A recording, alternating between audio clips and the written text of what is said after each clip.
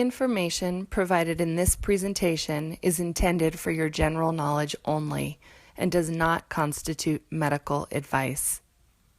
I am a medical physician at the Reno Orthopedic Clinic and the owner and developer of Dr. Nye's OC2. OC2 is a combination of vitamin D3, calcium citrate, magnesium, and creatine monohydrate for total frame support. There's a lot of buzz about the ketogenic or keto diet. The keto diet is a diet that is very low in carbohydrate intake and high in fat and protein.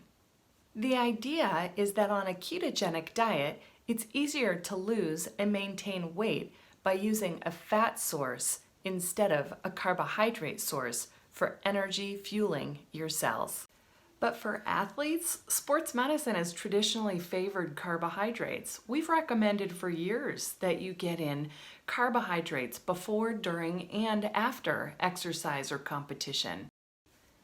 This is because carbohydrates are a fuel that's readily available to our muscles and allow them to contract.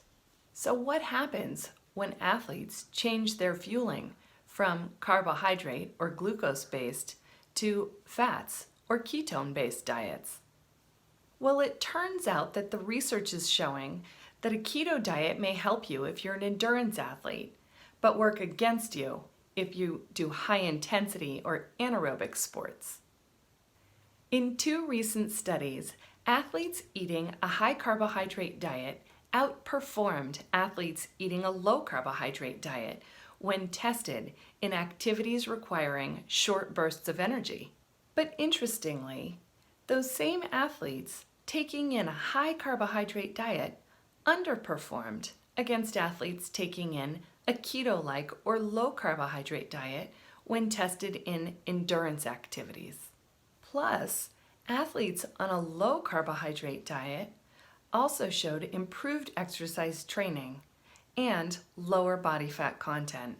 So it seems pretty clear that if you're not an endurance athlete, eating a low carbohydrate diet may actually harm your athletic performance. But if you are an endurance athlete, does it make sense to switch to a keto diet to gain the benefits that we see in the research? I'd say the answer is not so fast.